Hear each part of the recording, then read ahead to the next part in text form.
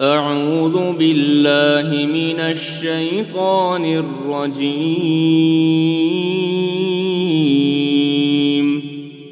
بسم الله الرحمن الرحيم.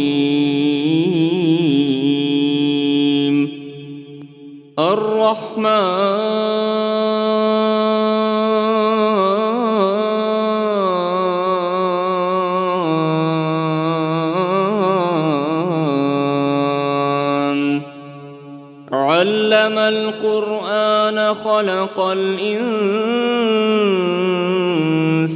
علمه البيان.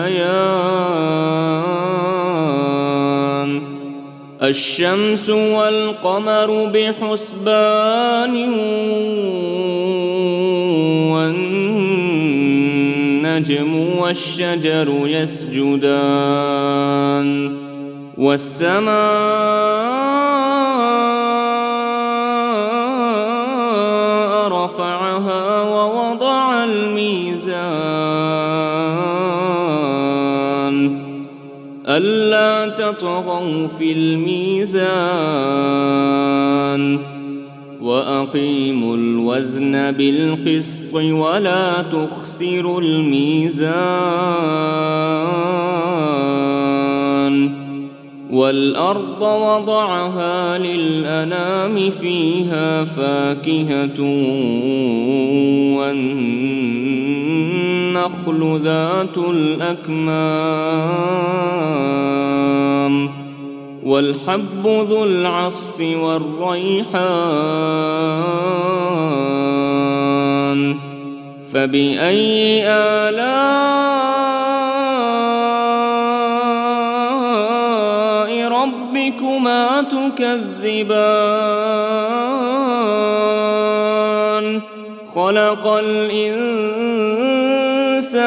من صلصال كالفخار وخلق الجان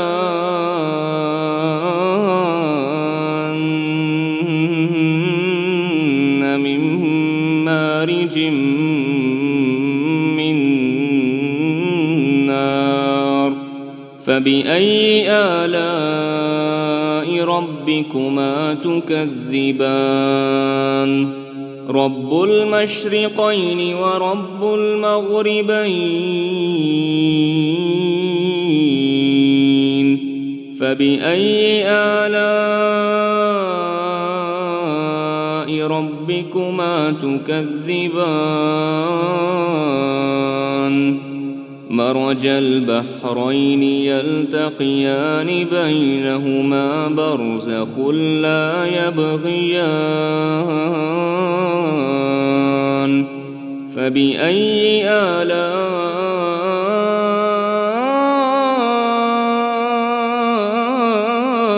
ربكما تكذبان؟ يخرج منهما اللؤلؤ والمرجان. فبأي آلاء ربكما تكذبان؟ وله الجوار المنشآت في البحر كالأعلام.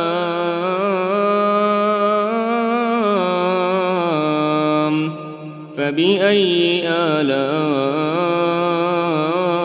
ربكما تكذبان؟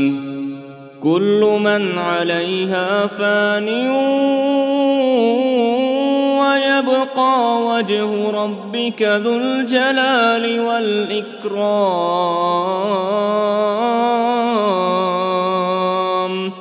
فبأي آلاء ربكما تكذبان؟ يسأله من في السماوات والأرض كل يوم هو في شأن. فبأي آلاء ربكما تكذبان؟ سنفرغ لكم أيها الثقلان فبأي آلاء ربكما تكذبان يا معشر الجن والإنس إن استطعتم أن تنفذوا من أقطار السماوات والأرض فانفذوا لا تنفذون إلا بسلطان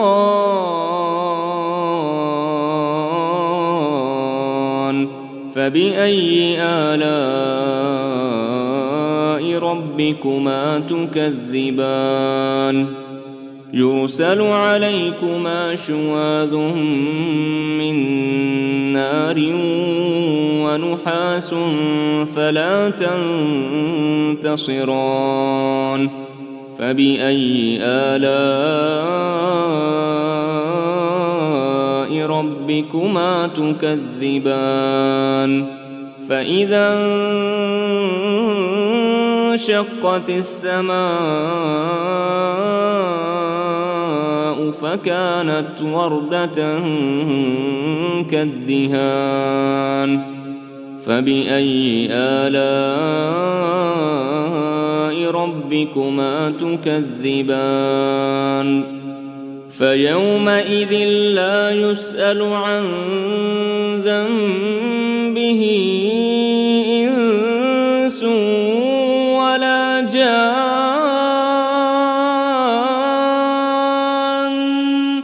فبأي آلاء ربكما تكذبان يعرف المجرمون بسيماهم فيؤخذ بالنواصي والأقدام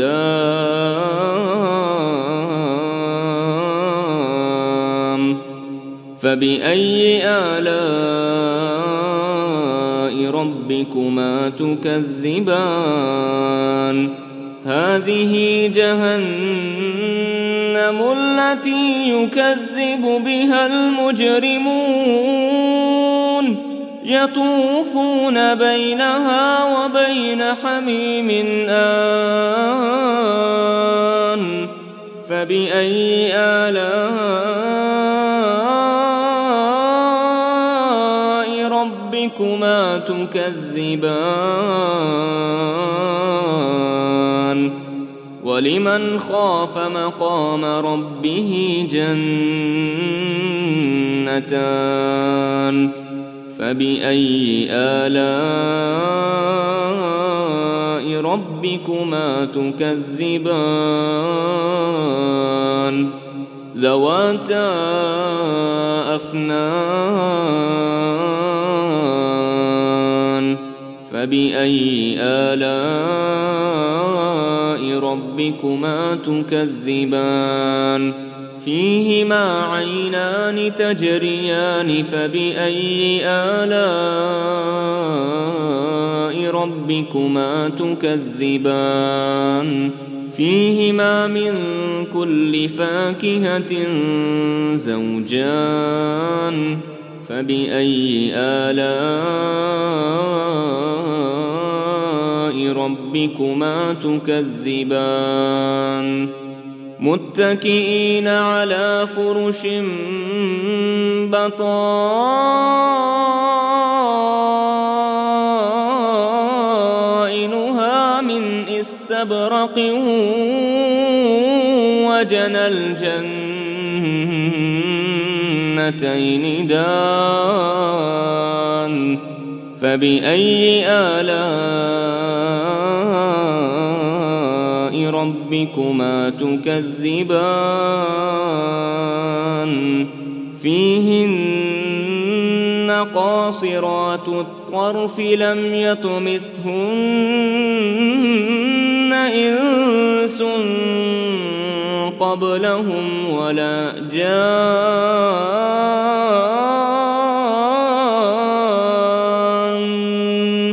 فبأي آلاء ربكما تكذبان كأنهن الياقوت والمرجان فبأي آلاء ربكما تكذبان هل جزاء الإحسان إلا الإحسان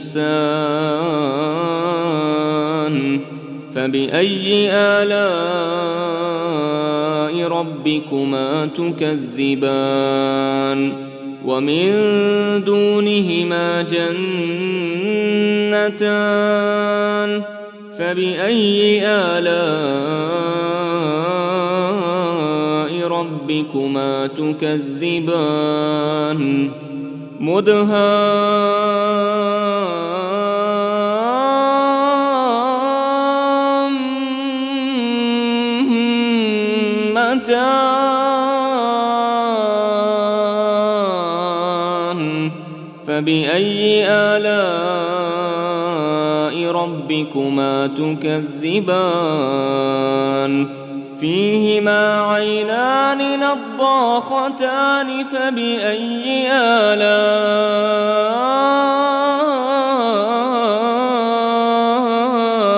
ربكما تكذبان فيهما فاكهة ونخل ورمان فبأي آلاء ربكما تكذبان فيهن خيرات حسان فبأي آلاء ربكما تكذبان حور مقصورات في الخيام فبأي آلاء ربكما تكذبان لم يطمثهن إنس قبلهم ولا جان